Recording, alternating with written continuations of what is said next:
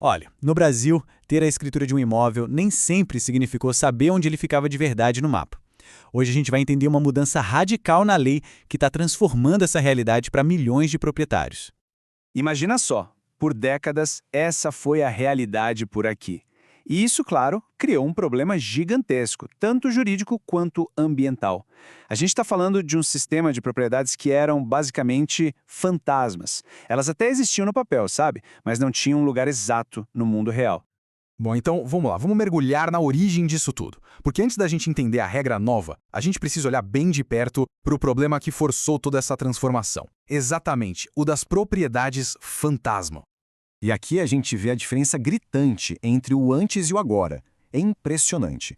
O sistema antigo, esse à esquerda, era baseado em descrições, quase uma história. O terreno começa na Pedra Grande e vai até o rio. Coisas assim. Já o novo sistema, à direita, exige o que a gente pode chamar de impressão digital do imóvel. É um polígono com coordenadas precisas, tudo integrado num mapa digital nacional, o tal do SIG-RI. Ou seja, a propriedade deixa de ser uma ideia, uma historinha, e vira um conto concreto no globo. Então, essa ambiguidade toda, essa falta de precisão, era uma verdadeira bomba relógio. E como era de se esperar, uma hora ela explodiu. Isso acabou levando a um caso judicial histórico lá no Supremo Tribunal Federal, que basicamente forçou uma mudança em todo o país. E foi aí que o STF entrou em cena com tudo.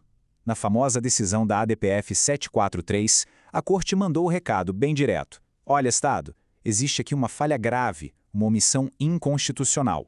A falta de um mapa unificado de imóveis foi encarada como um problema crítico, que impediu o governo de cumprir outras obrigações essenciais. O ponto crucial da decisão foi exatamente este aqui. O STF fez uma conexão direta. Para proteger o meio ambiente, é preciso saber onde a propriedade está. Pensa bem, como é que se fiscaliza? Como se multa ou responsabiliza alguém por um crime ambiental se nem dá para localizar o terreno no mapa? Fica impossível, né? Bom, com uma ordem direta do Supremo, não tinha outra saída. Era preciso regulamentar. E foi assim que nasceu um novo conjunto de regras, um manual, para finalmente construir aquele sistema moderno, baseado em mapas, que a Constituição sempre exigiu. E esse manual de regras é o famoso Provimento 195. Dá para pensar nele como o manual de instruções que pega a ordem do tribunal e transforma em ação prática, lá na ponta, em todos os cartórios do país. É a ferramenta que tira a decisão do papel e bota para funcionar. E aqui a gente tem uma mudança de mentalidade, assim, radical. O papel do cartório, do registrador de imóveis, muda completamente. Ele deixa de ser só um guardião de papéis, um arquivo, e passa a ser uma peça-chave na gestão do território, um agente de governança territorial de verdade. Mas, espera um pouco. Alguém pode pensar, e o SIGEF, aquele sistema que já existia para imóveis rurais? Pois é, a resposta foi clara. Não era suficiente.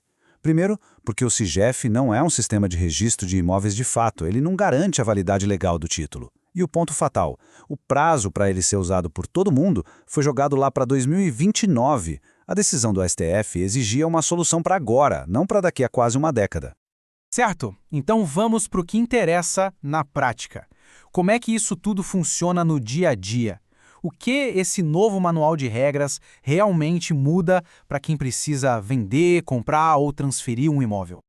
Olha, a palavra-chave, o centro de toda essa mudança é essa aqui, retificação. Só que o conceito por trás dela foi assim, totalmente reinventado.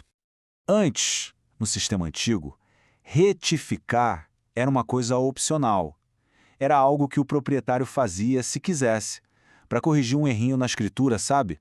Uma medida que estava errada, o nome de um vizinho. Era um ato voluntário.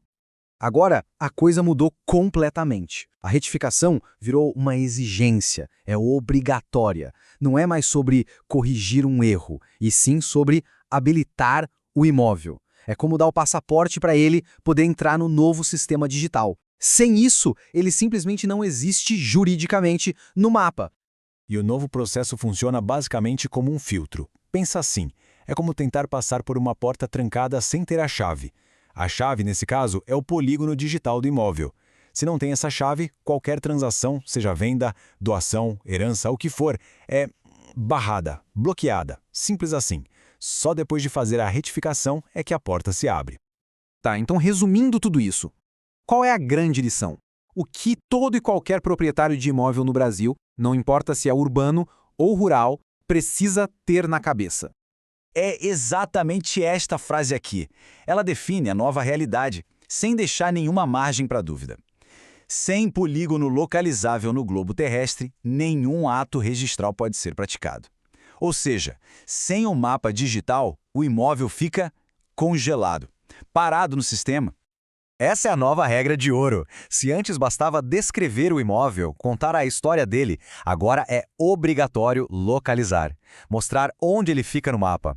Aquela descrição antiga, por mais detalhada que seja, agora é considerada legalmente incompleta se não tiver as coordenadas para provar. E essa, no fim das contas, é a pergunta que todo proprietário precisa se fazer. A própria ideia do que é uma propriedade mudou. Ela foi territorializada. Não adianta mais só existir no papel. Para a lei, para o imóvel ter valor e poder ser negociado, ele precisa, antes de tudo, existir num mapa.